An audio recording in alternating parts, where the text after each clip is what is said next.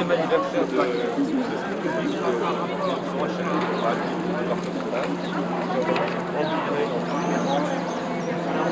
l'agglomération, les cuisines aussi. Vous avez parlé de 60e anniversaire, j'ai aussi vu ça.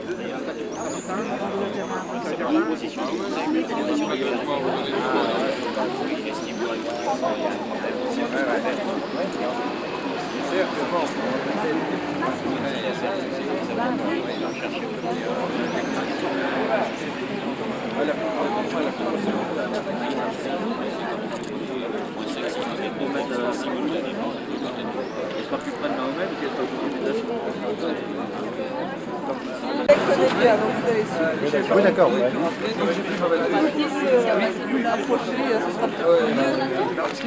Les gens, ils montent. D'abord, on compte le juger dans le courant du dernier trimestre de cette année. J'ai vu le patron de la procédure à Paris avant-hier, donc on va l'intégrer dans le jury. Il est très intéressé par la démarche.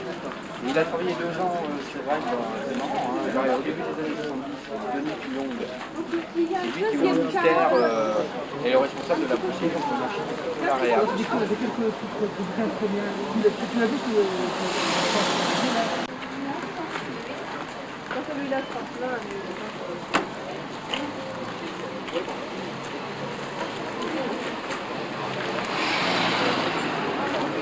Pardon?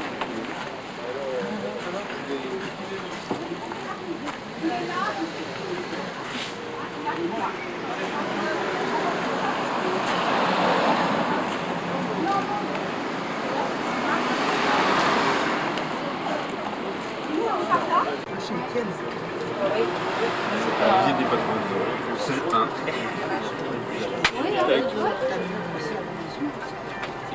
J'ai quelques plats. C'est une impression. Oui. Merci. 300 logements, 94 exactement pour l'instant. On ira d'abord au Relanoé, qui est à la Bouffetière. On s'arrêtera là aussi. On ira au Clos-Joury, donc la Bouffetière c'est 78, je parle toujours de la mise en location, la fin des travaux. On ira au Clos-Joury, 79. Et de là on ira à pied au Jardin Vignon, donc on fera un petit peu de marche et c'est en face, hein, c'est pas loin. Jardin Vignon c'est 84, c'est monsieur Barado l'architecte. Et ensuite donc on terminera par le Remoignier qui est à quelques kilomètres d'ici. C'est à l'extérieur du Reux, vous connaissez sans doute. Donc les 5 pavillons de Moigny ont été mis en location en 87. Ensuite, on retourne à la mairie pour les allocutions et le vin d'honneur.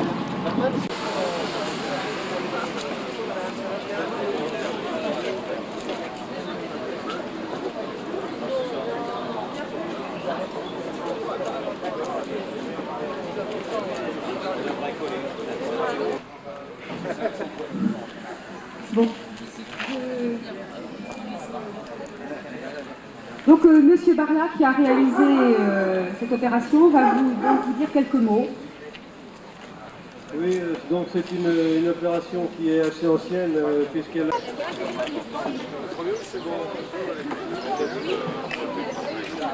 Pourquoi ils sont pas ouverts la porte à l'arrière?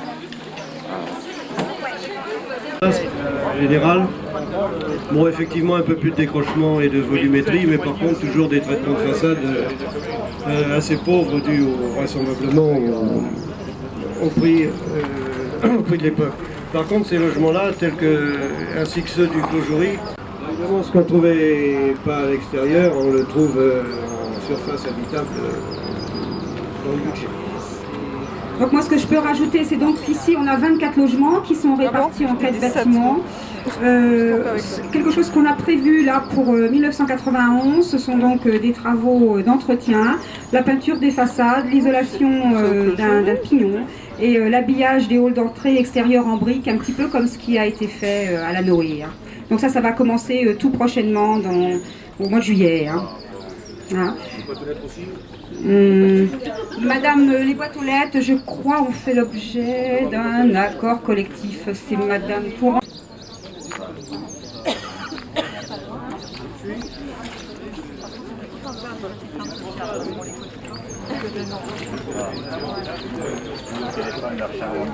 Oui, au téléphone pour les doléances.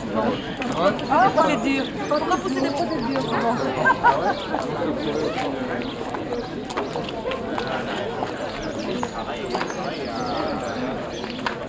Quand même, quand vous dites une petite erreur, parce qu'en fait, les travaux, c'est pour 2 jours, donc le groupe que l'on va voir après. On peut espérer qu'ils seront programmés l'année prochaine.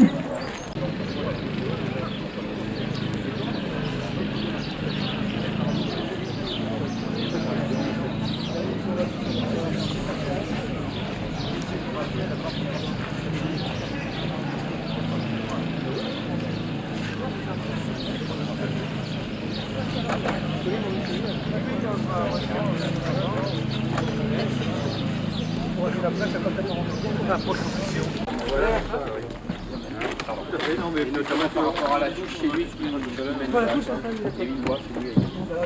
notamment le programme d'accès, c'est bien parti. Surtout oui, sur le programme de Bois par exemple, on a un problème de...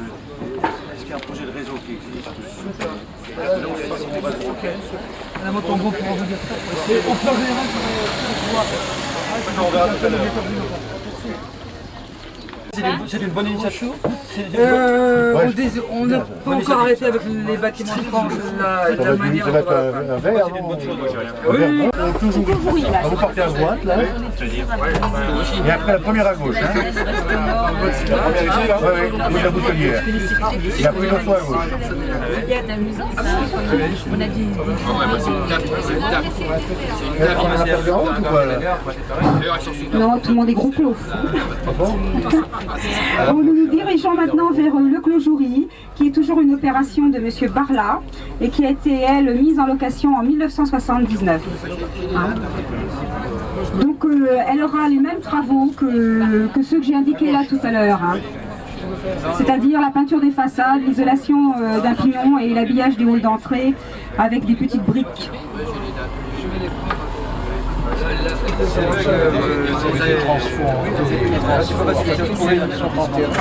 Oui, tout est enterré. C'est tout ce qui est récent, qui est entièrement souterrain. Et on a essayé de voir un transfo à l'Ardoise. On a essayé de...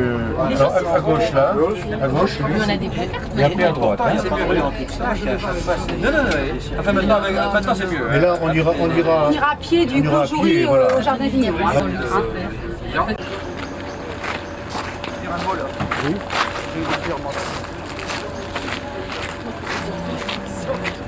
Il y a des sortes de cet escalier.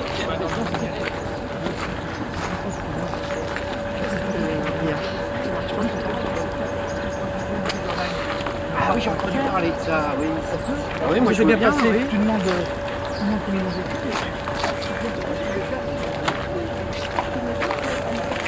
Et bon, c'est simplement pour...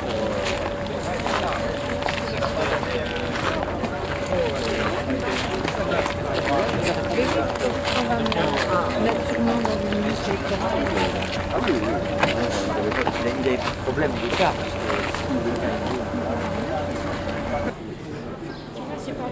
Ah bah non. Prendre le temps et prendre le temps. Et puis normal.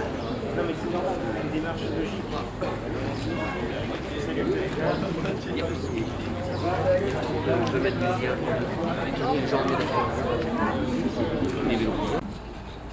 L'architecte est Jean-Pierre Barla, comme on vous l'a déjà signalé. C'est une opération qui est intéressante, je crois, parce qu'elle a un plan masse qui ménage donc cette espèce d'espace vert intérieur. Ah non. L'aménagement de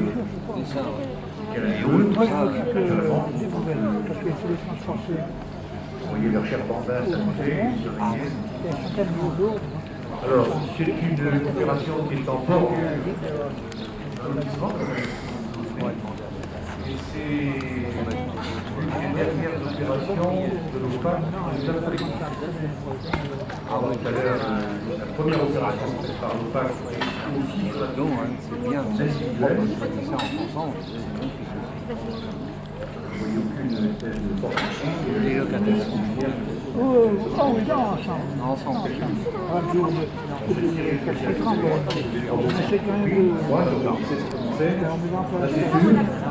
Le peintre n'est pas là, mais les chocolats est là.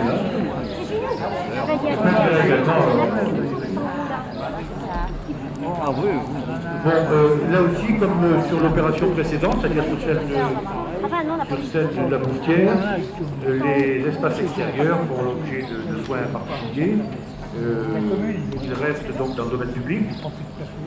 La commune ayant cédé l'emprise des bâtiments à l'OPAC, reste propriétaire des espaces extérieurs et avec ses techniciens, architectes, paysagistes et autres, elle conçoit des espaces extérieurs, elle les réalise, elle les exécute elle-même et les représente. J'avais dit aux surveillants, je suis toujours pas. Nous allons aller à pied, nous allons traverser pour aller donc, au jardin du Nord.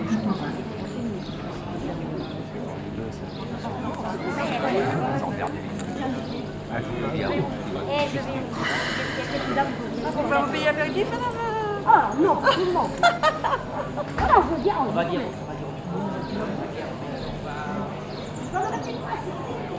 Oui.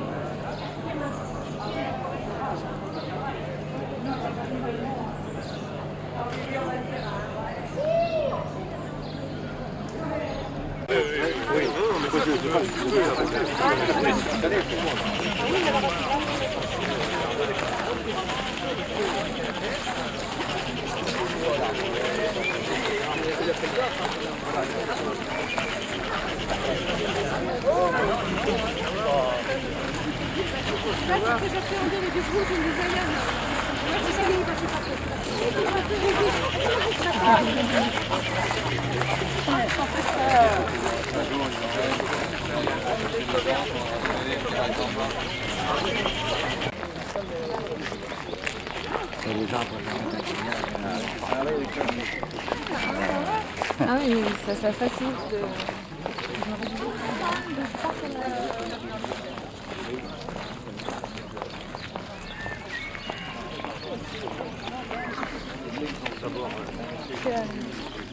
Bah oui, on les dira il faut après.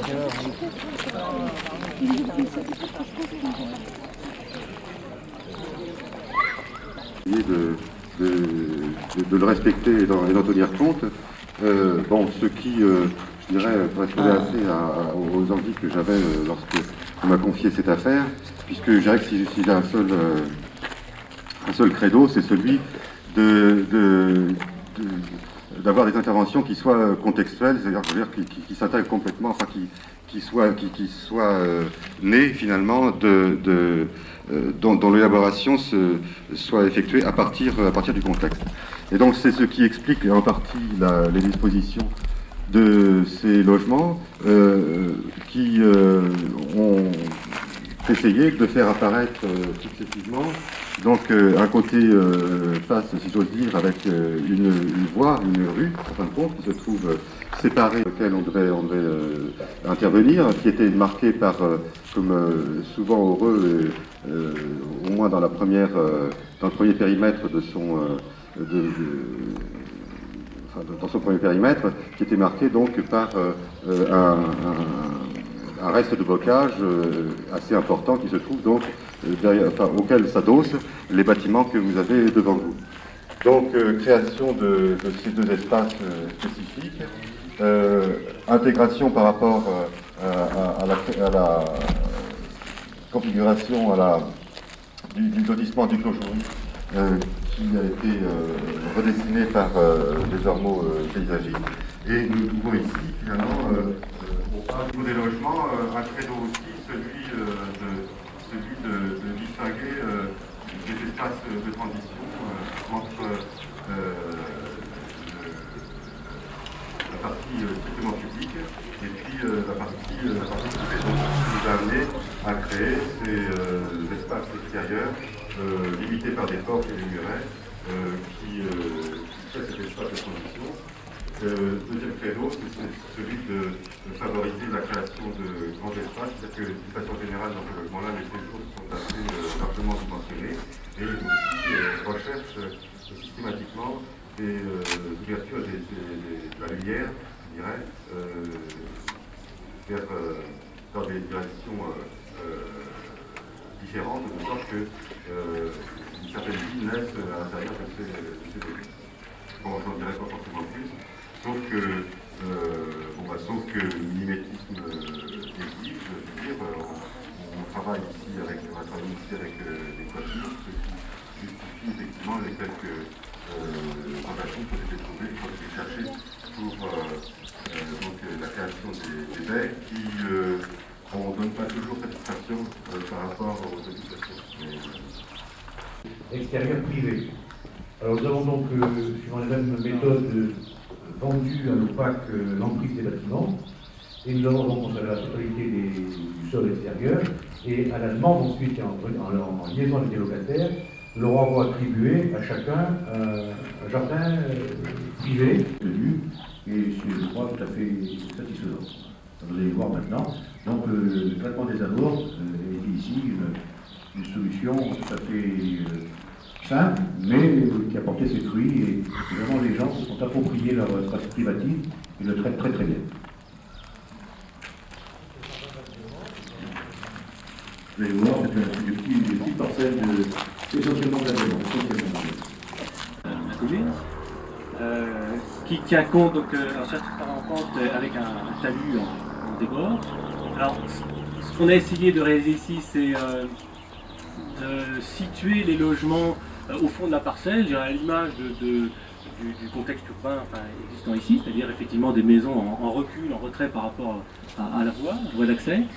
Donc de situer ces maisons, ce bâti se déroulant autour d'un espace central, espace de prolongement des logements, en même temps espace de distribution de ces logements, et séparant ainsi ce petit espace complémentaire, collectif, je veux dire, l'espace social, de ce petit espace une partie privative, dans lequel je dirais, il y a aussi des abris-jardins intégrés au logement, puisqu'il faut bien entretenir ce jardin. Donc l'abri-jardin fait partie de l'architecture. 5 logements, tous distincts, bien entendu, différents, puisque du logement, si vous voulez, des activités type bricolage, etc. Parce que sur ce programme-là, il n'y a pas de gaz. Sachant que le garage sert souvent à des activités autres qu'à l'usage de ranger la voiture. Alors on essaie de tirer parti donc, de la topographie, donc cette place haute, avec une maison, il y a un petit local commun qui est un local vélo poussé. Bon, bien sûr, je vous laisse admirer l'accompagnement végétal et minéral réalisé par la commune, qu'on a rencontré par ailleurs. C'est quand même assez satisfaisant et assez intéressant. Bon, je vois que il y a certaines parties en bois, ça c'est des problèmes de gestion Nous, architectes, enfin, on n'a pas encore résolu. Voilà. Monsieur le maire, peut-être situer. Oui, moi je voudrais simplement, en complément de ce que disait Monsieur Langiel, situer ce programme dans l'urbanisation du bourg de Moigné. Moigné, donc, ancien bourg, porte environ une cinquantaine de logements, 50 à 55 logements. Nous y avons fait de nombreux équipements publics. Il fallait absolument que cette partie de la population ne se sente pas à l'écart. Par conséquent, nous y avons réalisé une salle des fêtes, un restaurant municipal, une école, beaucoup de choses finalement, et il nous a paru intervenir peut-être une certaine extension sous forme d'une petite opération de 40 à 50 logements, peut-être. Après tout, le schéma directeur, comme vous le savez, mes collègues du district, est quelque chose de relativement élastique. Alors pourquoi se priver de ce projet? Alors voilà. Alors ici aussi, comme vous l'avez vu pour d'autres opérations, les espaces extérieurs traités par la commune, là aussi, convention mise à disposition des jardins, et ma foi, jusqu'à voir du contraire, tout se passe bien.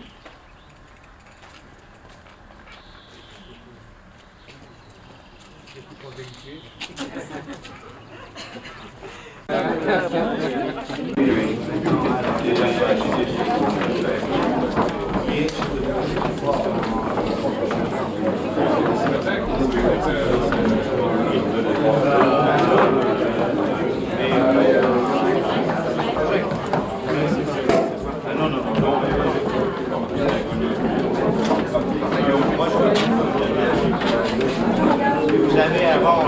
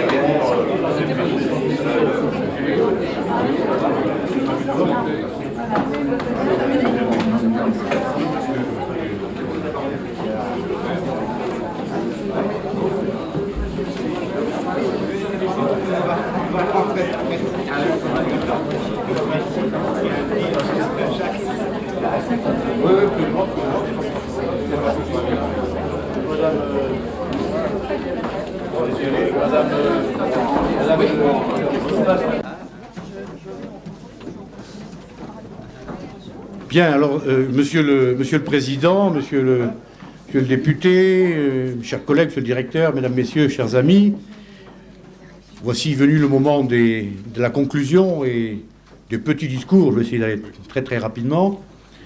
D'abord pour vous remercier d'avoir bien voulu nous faire visite aujourd'hui. J'ai donc eu beaucoup de plaisir à vous accueillir, à vous souhaiter la bienvenue. J'espère que vous reviendrez nombreux nous voir et que l'OPAC 35 en particulier continuera à œuvrer pour que la politique de logement puisse se pérenniser sur la commune.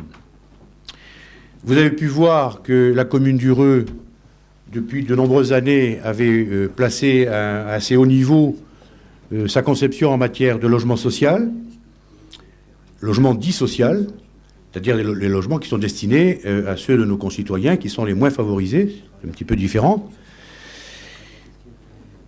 Dans l'état actuel des choses, la commune possède un patrimoine, sur le territoire de la commune existe un patrimoine de logements sociaux important, puisque actuellement, près de 18% de son patrimoine est constitué de logements sociaux, avec près de 400 logements.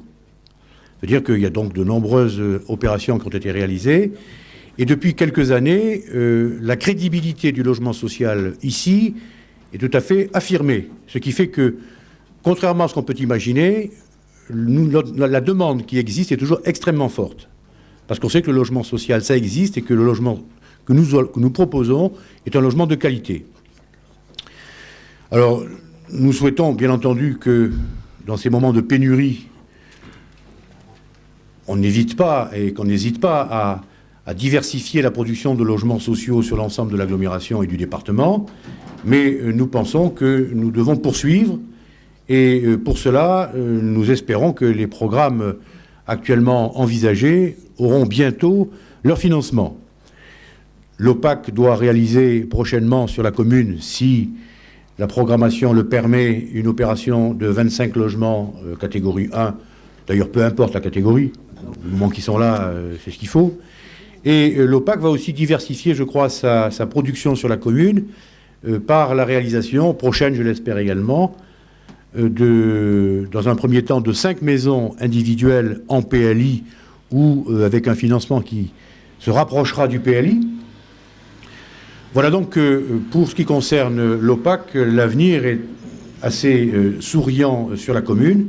En tous les cas, moi, ce que je voudrais surtout, c'est vous remercier, Monsieur le Président, votre conseil d'administration, le directeur général de l'OPAC et tout le personnel de l'OPAC du travail qui est fait ici. En matière de programmation, en matière de gestion, je dois dire que nous avons systématiquement une oreille attentive et tout à fait empressée à faire les choses correctement et à les faire bien. J'ai noté avec beaucoup de satisfaction que des travaux, de gros travaux d'entretien étaient prévus pour les mois à venir. Déjà, certains échafaudages nous laissent imaginer que notre paysage bâti va évoluer favorablement. Donc, pour conclure, je souhaite que les programmes actuels et à venir soient aussi bien traités et j'espère que l'OPAC, longtemps, nous aidera à réaliser notre politique de logement. Donc, encore une fois, merci à tous.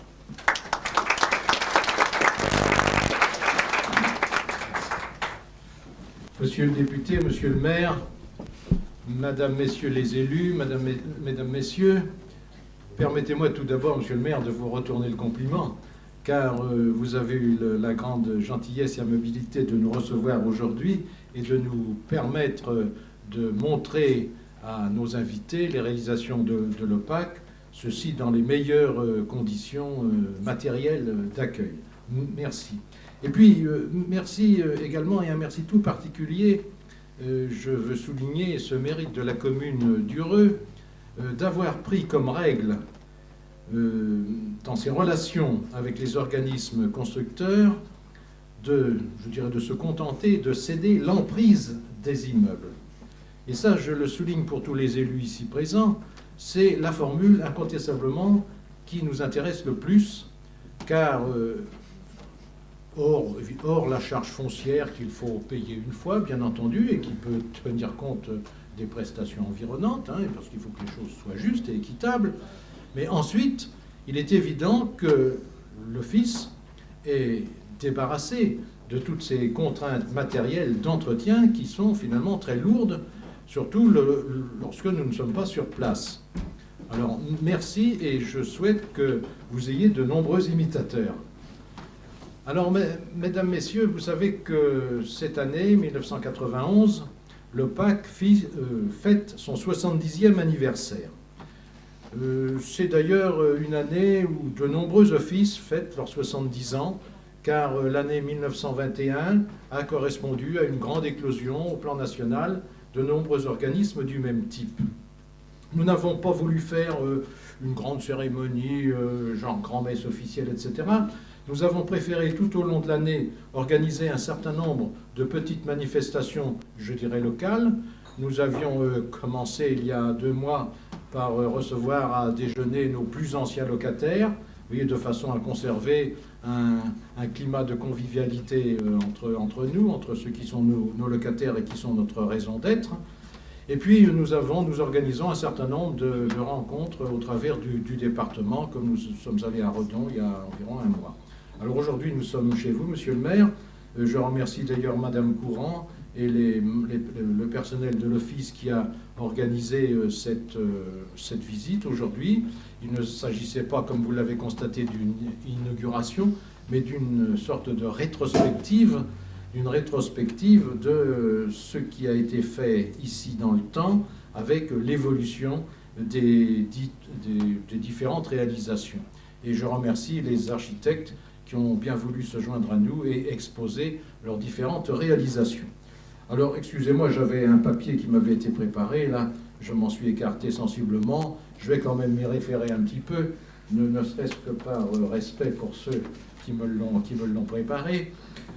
Je voulais vous rappeler que c'était donc il y a 70 ans, je vais être très bref sur ce thème, mais il faut quand même l'évoquer, pour rappeler que déjà, à la veille du premier conflit mondial, un groupe de pionniers de la région rennaise, qui étaient à la fois des intellectuels, des artisans, des ouvriers, s'était penché sur l'état décevant de l'habitat de la population laborieuse à l'époque, qu'elle fût urbaine ou rurale. Et au sein de leur groupe, Alexandre Lefat devint, quelques années plus tard, le premier président de l'Office. Et vous avez ici, j'attire votre attention sur cette exposition de panneaux qui à la fois rappellent très rapidement l'historique et ensuite indiquent nos différentes activités. Et sur ces panneaux, vous verrez en effet que c'était Alexandre Lefat qui fut le premier président, qu'il fut également, je le souligne au passage, député de l'arrondissement de Fougères, puis sénateur. Alors donc, le rôle de l'office à l'époque était un office d'habitation à bon marché, vous savez que c'était l'appellation officielle. Son rôle concernait à la fois l'aménagement, la construction et la gestion d'immeubles salubres, l'assainissement de maisons existantes et la création de cités-jardins ou de jardins ouvriers. 70 ans après, ces objectifs sont toujours d'actualité et l'architecture des immeubles que nous venons de visiter s'inscrit tout à fait dans l'urbanisme qui ici est d'une qualité, faut-il le souligner, exceptionnelle. Le grand maître d'œuvre ayant été à l'origine M. Jean-Gaston Bardet, et je crois, monsieur le maire, que vous avez suivi ça vous-même de très près, puisque ce type d'urbanisme a fait l'objet d'un DEA que vous aviez présenté à l'époque. Il est intéressant de rapprocher, ne serait-ce qu'intellectuellement, les deux écoles d'urbanisme qui se sont manifestées au cours des 30 ou 40 dernières années. L'une qui a sévi dans les UP, c'était le fonctionnalisme, avec le Corbusier comme grand prêtre, et l'autre, les cités-jardins, donc justement de Jean-Gaston Bardet. Au fil des années, bien entendu, les besoins, de même que l'architecture, se sont modifiés. Et à chaque tranche d'histoire, des progrès ont été accomplis. Entre le début ici, que nous avons vu à la Noé, qui date de 1972, et la dernière réalisation à Moigné, vous voyez tout le chemin qui a été parcouru. Alors aujourd'hui, l'OPAC 35, ancien office départemental, c'est une équipe de 180 personnes au service du mieux vivre. C'est un patrimoine de près de 12 000 logements locatifs répartis sur 160 communes. Et sur ces 12 000 logements, 4 000 ont été améliorés ou réhabilités. Il en reste encore, bien sûr, un certain nombre à réhabiliter. Il y a également 700 logements en accession à la propriété, 10 foyers pour personnes âgées, 2 foyers pour handicapés, 50 commerces et 6 cités universitaires. Voici donc l'ensemble du patrimoine actuel de l'OPAC. Ça représente également un chiffre d'affaires pour 1991 de 160 millions, tant en exploitation qu'en production. L'OPAC 35 est très sensible à l'amélioration de la vie quotidienne de ses locataires. Son budget d'entretien est en progression, notamment en ce qui concerne l'entretien extérieur, qui pour 91 s'est accru de 30%. Alors vous avez vu qu'Heureux, il y a effectivement un certain nombre de travaux de gros entretiens qui ont été soit accomplis, soit en cours. Avec la mise en place de la nouvelle organisation décentralisée de nos services, l'OPAC est prêt pour amorcer la diversification de ses activités. Et ça, j'insiste sur ce dernier point, ce sera ma conclusion, c'est que, outre le logement locatif traditionnel, nous offrons à nos partenaires une gamme étendue de services qui comprennent à la fois l'accession à la propriété, la maîtrise d'ouvrages délégués, et ça c'est un point important, lorsqu'une commune a un patrimoine ou désire acquérir un patrimoine, mais ne veut pas trop s'embarrasser car ses services sont insuffisamment étoffés, elle peut faire appel à l'office en tant que maîtrise d'ouvrage déléguée. Et ceci laisse la plus grande liberté à la commune, lui laisse la propriété, etc. etc. Toutes les conventions peuvent être possibles entre nous. Également, nous pouvons nous rendre les meilleurs services dans l'aménagement des centres-bourgs, dans le tourisme social, également dans des produits spécifiques comme les résidences pour personnes âgées ou pour handicapés, ainsi que pour les étudiants. Notre gamme est donc très large et j'insiste auprès des élus, vous pouvez toujours vous adresser à nous pour essayer de trouver la meilleure formule, car notre objectif, il est très simple, mieux loger pour mieux vivre. Je vous remercie.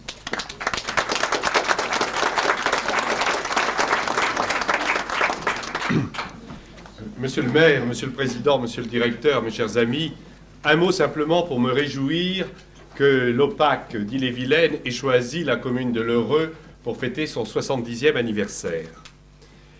En réfléchissant tout à l'heure et en visitant tous ces quartiers de L'Heureux, je ne pouvais pas m'empêcher de penser que dans le reste de la France, on parle beaucoup à l'heure actuelle du mal des banlieues. Et que l'on parle justement de toutes ces cités d'HLM dans les banlieues des grandes villes où un certain nombre de problèmes, que je n'évoquerai pas ici, se posent.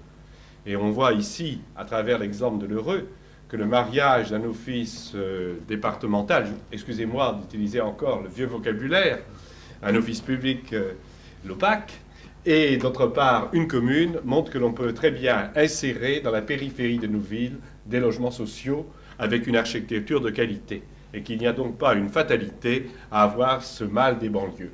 Banlieue, monsieur le maire, ça veut dire que l'on est à une lieue du centre de Rennes, ça n'a rien de péjoratif, croyez-le bien. Je pensais aussi, en écoutant ce que disait mon ami monsieur Madelin, à l'histoire de l'urbanisme dans notre pays, puisque nous fêtons le 70e anniversaire de l'office, alors je peux réutiliser le terme de départemental. C'était l'époque, effectivement, où en 1921, c'est après, dans la perspective de la loi Loucheur, se sont développées des quantités de lotissements. Et de lotissements, en particulier dans la région parisienne, qui ont été un peu des lotissements ratés.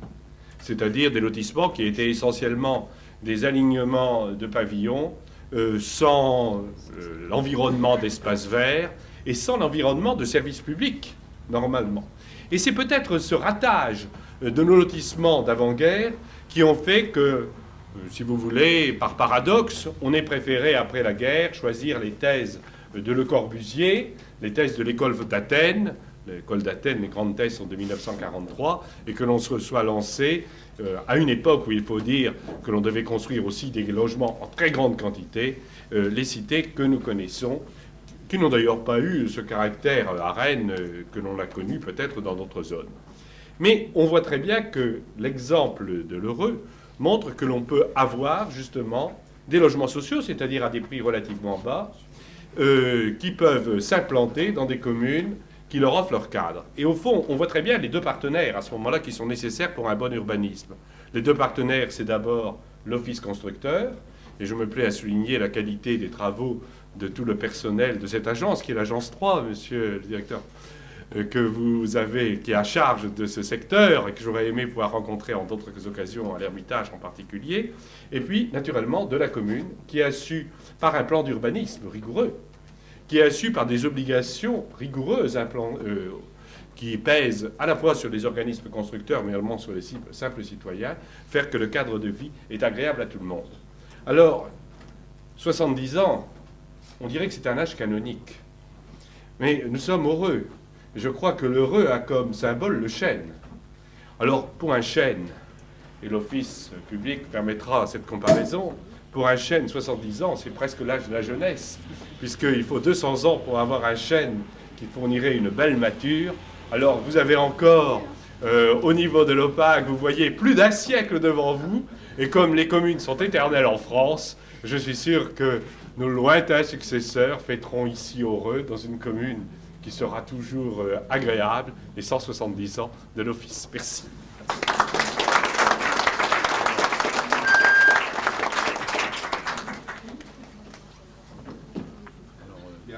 On passe aux actes.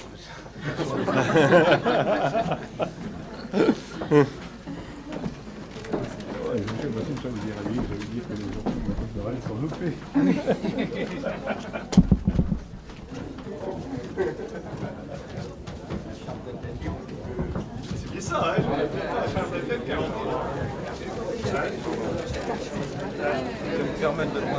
J'ai lu, mais... Non, non, j'ai entendu une aussi. Merci.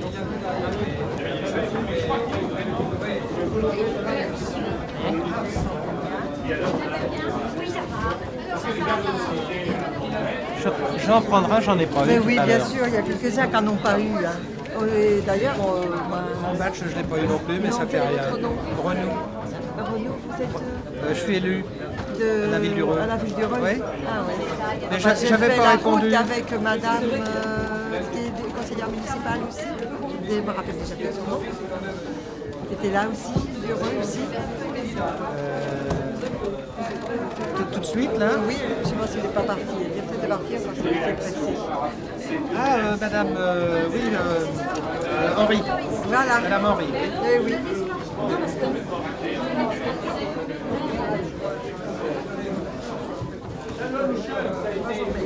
On va pas lui demander son nom.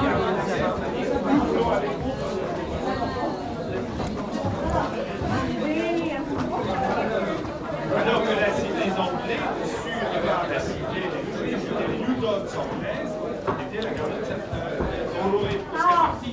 Je suis sûr que les psychologies de ces gens, c'est vraiment la réaction au gâchis de l'histoire. Et regardez quand même toute cette époque, les trottoirs n'étaient pas plus gros. Regardez tous les bon. C'est ça qui a créé le...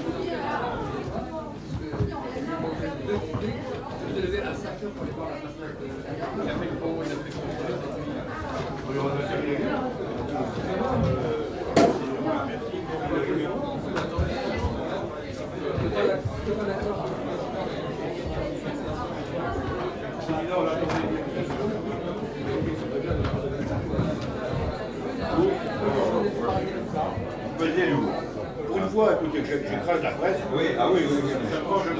N'abîmez pas votre presse locale. Le blocage de la presse. Non, mais il y a longtemps, il a fait plaisir. Elle n'a pas de modestie. La soeur, la grande presse locale, elle a pris la de ma bouche. Oui, la position du député. Non, je comprends pas.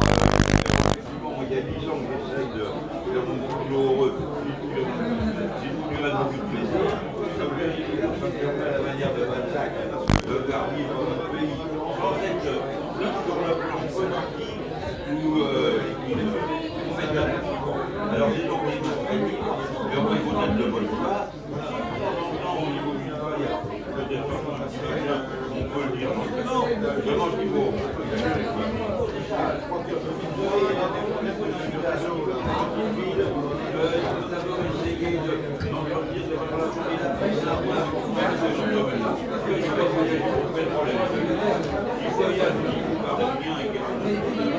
Mais dans notre pays, il faut veiller à l'unité.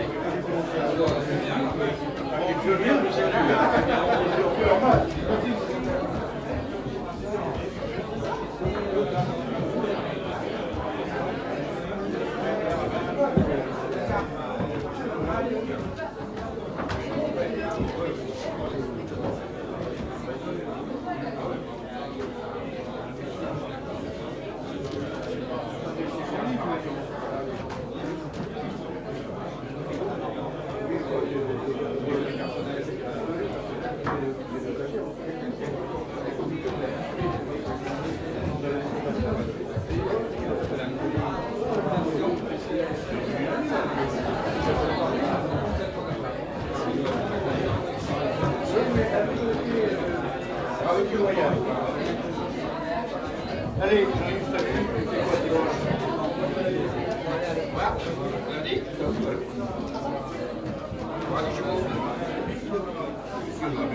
parce que je sens que quand vous appelez des phrases avec les taureaux, et chez nous, c'est perdu.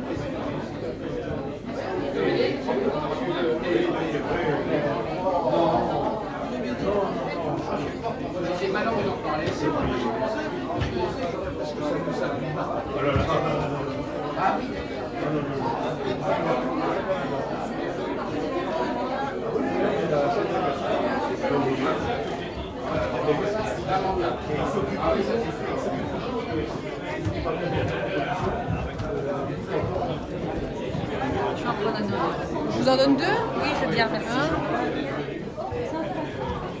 Ah, ben elle est contente d'accueillir le voisin quand même. Monsieur le maire, collègues, merci à votre accueil. Merci. Garel, à bientôt. On a un programme à l'étude. Bientôt le gaz à ah oui, mais ça. Pendant combien de temps? Parce que comme tous les maires se plaignent des retards sur les crédits d'État. Ben oui, mais il y a de la vente aussi. Ils sont partis plus tôt aussi. Personne en colère. Moi, je me souviens avec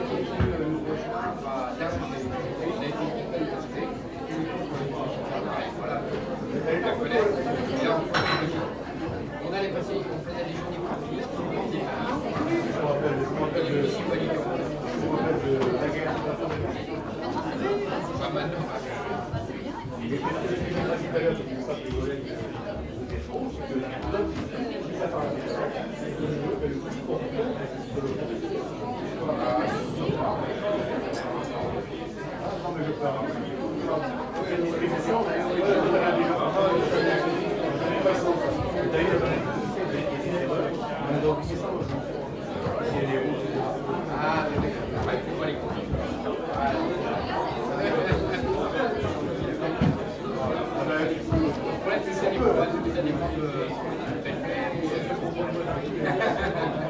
Si ça dépend des cas de moi, ah oui.